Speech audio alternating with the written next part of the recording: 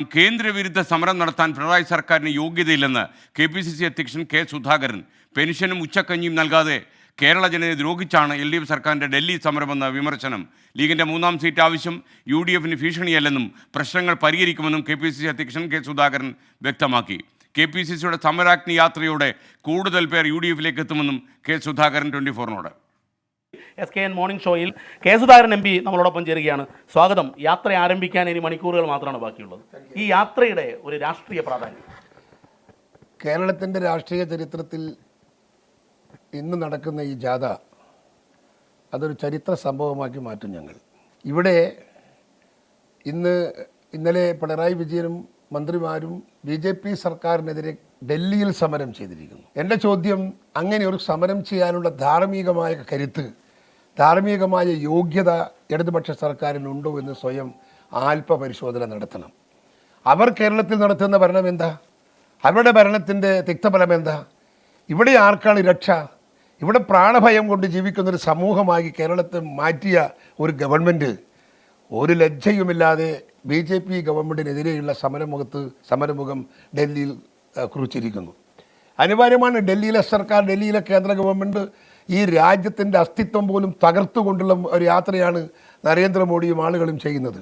Parliament ഡെമോക്രസിയാണ് ഇവിടെ. പാർലമെൻറ്റിലുണ്ടാകുന്ന പാർലമെൻറ്റിൻ്റെ പ്രാധാന്യം ഈ ഇന്ത്യ രാജ്യത്തെ മുഴുവൻ ആളുകൾക്കും അറിയാം. പക്ഷേ ഇന്ന് ആ പ്രാധാന്യം പാർലമെൻറ്റിനില്ല. ധിക്കാരത്തിൻ്റെയും ദാഷ്ട്യത്തിൻ്റെയും ഒരു സംസ്ഥാനമായി, നാടായി ഈ രാജ്യത്തെ മാറ്റിക്കൊണ്ടിരിക്കുന്ന നരേന്ദ്രമോദിയുടെ ഗവൺമെൻറ് ഈ രാജ്യത്ത് നിലനിന്നാൽ ഈ രാജ്യം തകരും. ഐക്യത്തിൻ്റെ കോട്ട പൊളിയും. അവർക്കെതിരെ സമരം നടത്തിയവർ അതിന് അർഹതയുള്ളവരല്ല, അർഹതയില്ലാത്തവരാ. അവർ കേരളത്തിൽ ചെയ്തതും ഇത് തന്നെയാണ്. ജനമനസ്സുകളെയും ജനതാൽപര്യങ്ങളെയും അഭിലാഷങ്ങളെയും ചവിട്ടി മതിച്ചു കൊണ്ടുപോകുന്ന ഇടതുപക്ഷ ഗവൺമെൻറ്റാണ് കേരളത്തിൽ. നമുക്കറിയാം, കൂലിയില്ല, ശമ്പളമില്ല, കർഷകൻ്റെ ഉൽപ്പന്നങ്ങൾക്ക് വിലയില്ല, പെൻഷനില്ല, ഒന്നുമില്ല.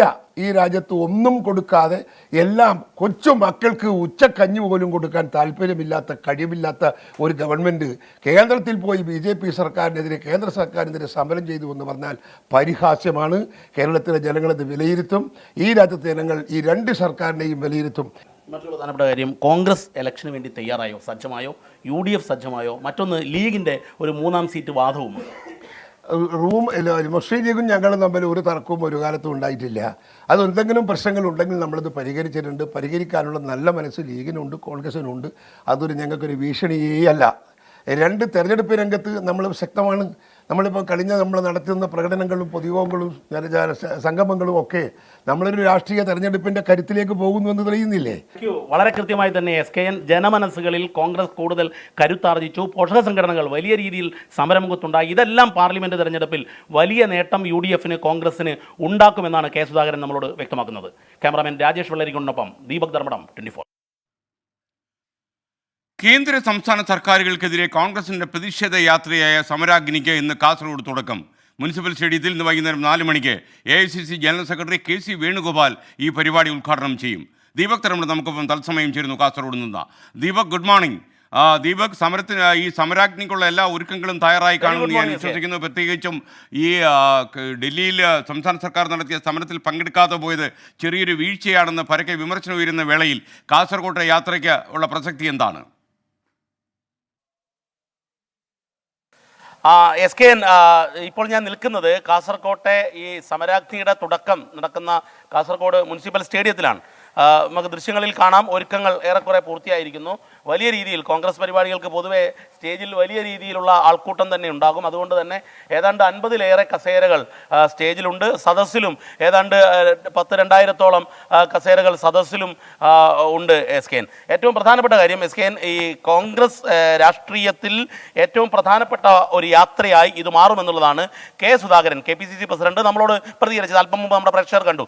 ഈ യാത്രയുടെ ഒരു പ്രത്യേകത, യാത്രയ്ക്ക് ഒരു നായകനല്ല 2 നായകന്മാർ ഉണ്ടാകുന്നു എന്നുള്ളതാണ്.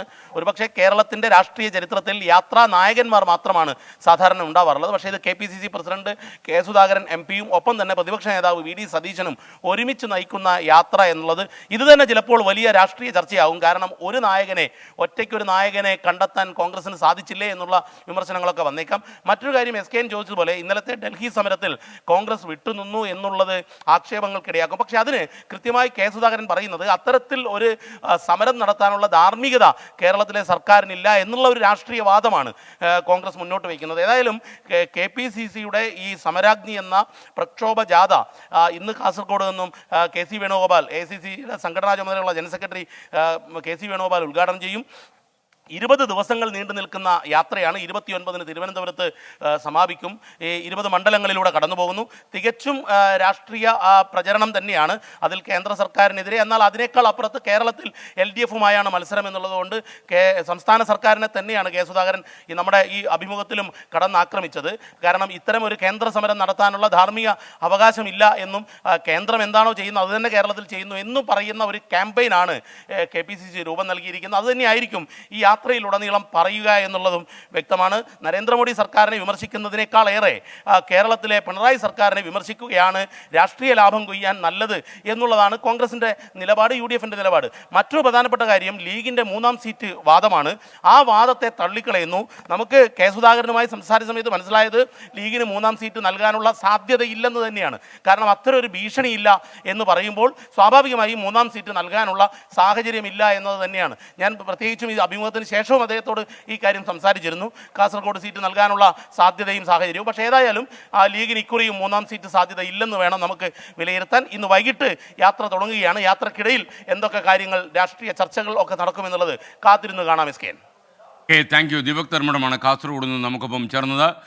ഇന്ന് സമരാഗ്നി കാസർഗോഡ് നിന്നാണ് ആരംഭിക്കുക. AICC ജനറൽ സെക്രട്ടറി KC വേണുഗോപാലായിരിക്കും ഈ യാത്ര ഉദ്ഘാടനം ചെയ്യുക. കെ സുധാകരനും അതുപോലെ പ്രതിപക്ഷ നേതാവ് VD സതീശനുമാണ് ഈ പരിപാടിക്ക് നേതൃത്വം കൊടുക്കുന്നത്.